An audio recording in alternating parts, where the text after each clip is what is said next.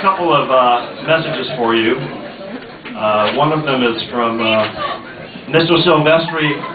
Couldn't be here today, but he said, for anybody who had him, please remain in your seat during the entire...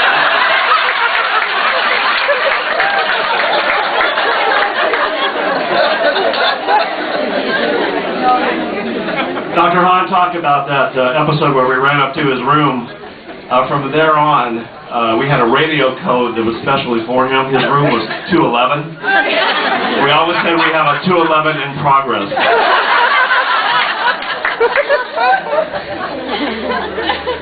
The other thing I want to mention is it's so great to be here because ever since I left Sun Valley, I've been keeping a list of anybody who owes me a detention or a paper check.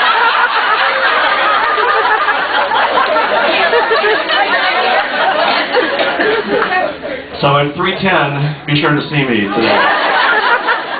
We have summonses prepared to be sent to your tables. I want to introduce somebody, a couple people really. First of all, my new wife, Dina, who's at the table.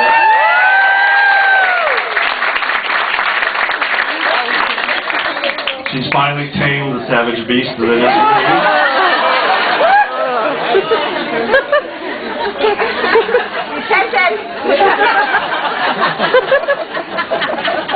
I also have to acknowledge somebody who has been in touch with me all these years, and that is Mr. George Lopez. Will you stand, George Lopez?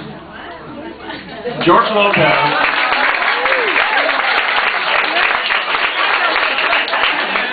is a very special person in my life for a couple of reasons, but the primary one is that when I got to Sun Valley as a dean, he was my very first referral.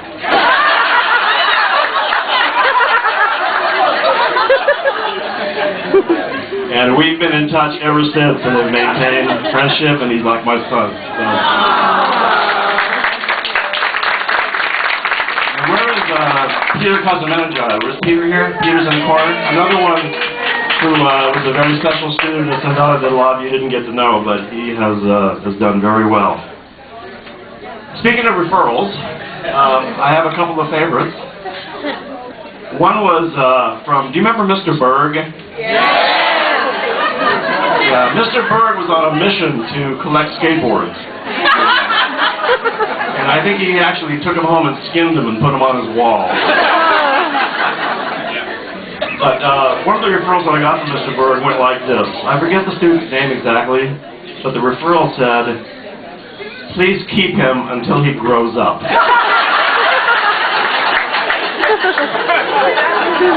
I never really knew what he did, but now I can throw it away. Another referral that I remember was from a substitute teacher that day. The referral was something like this. Okay, the fire in the trash can is now out. But the students are throwing books out the window. What should I do?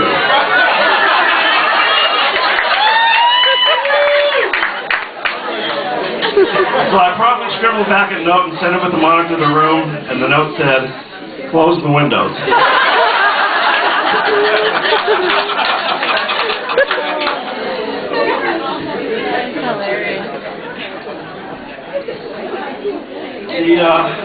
The other thing I remember is that there were some new words that were coined at Sun Valley.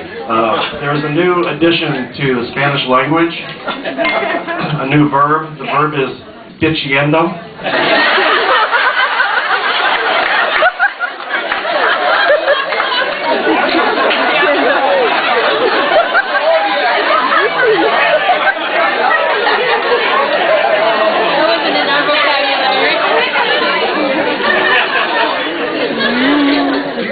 And I remember asking kids time after time, why are you late? And the response was, because I just barely got here.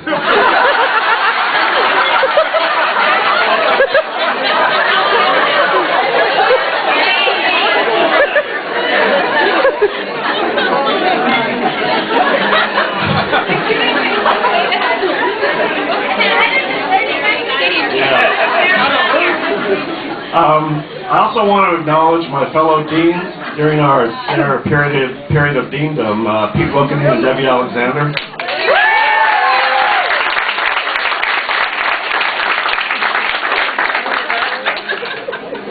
And a few counselors in the room that I want to call too. Ann Harris is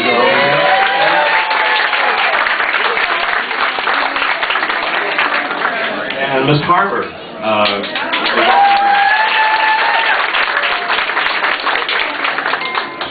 Ann Harris also sent me a memorable referral. One of her first when she was teaching art, it went something like this. Dr. Klemp, so-and-so is continuously passing gas in our art room. And I put on the referral back to her, please do not sit him near the kiln.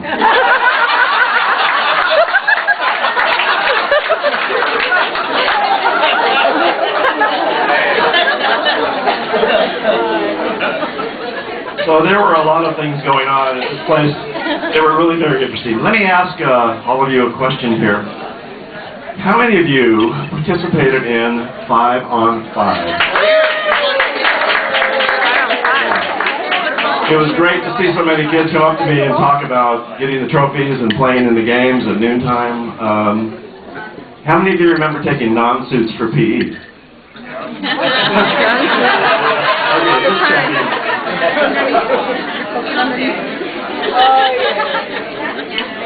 Like Dr. Hahn said, Sun Valley really was a very special place. You know, they say that 90% of success is showing up, and I can honestly say that in the mix of all the different things that we did at Sun Valley, from the 9th grade quad to pulling kids, especially the new 7th graders, out of trash cans.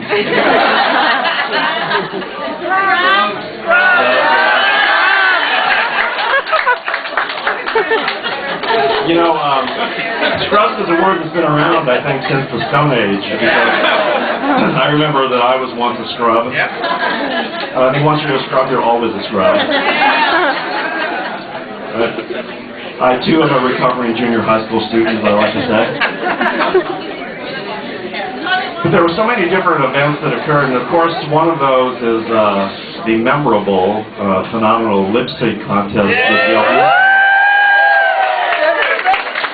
And we also had a ritual that we did at graduation that we're going to reenact to kind of bring back a memory. If you recall, there was a certain move that we had to make in order to get you to sit down at graduation, and the signal was from Mr. Kenyon. Mr. Kenyon, can I get you to stand for a minute? Mr. Kenyon is going to demonstrate, and then we're all going to do it. Oh. So on 3, 1, 2, 3. Right. So many good memories. You know, I was going through my files. One of the things that I like to do is to ask, if you're talking, I'm going to keep you after class. One of the things I like to do is to go through my files and pull out things that kids have written. And one of these is a letter, because what I would do would be to ask kids to write what it's like to be in a certain grade level. And this is a letter that a student wrote from 7th grade. I think it sort of sums up the experience. What's it like to be in 7th grade? Because everybody here either started Sun Valley or was in Sun Valley in 7th grade. What's it like? It's fun. It's cool to be bigger than the 6th graders. It's pretty boring. I mean, it still feels like I'm in 6th. Stuff is a little harder, but I basically can't wait to be in 8th grade. We hear all the same rules that we've heard all of our life. It just you just go crazy in 12th grade and end up breaking all the rules and laws. Well, I'm in 7th grade and I'm already going crazy. I go through each and every one of my teachers throughout the years. 7th grade is like any other year, except it's 1 year closer to retirement. So I'm guessing either this kid is really thinking ahead or very miserable.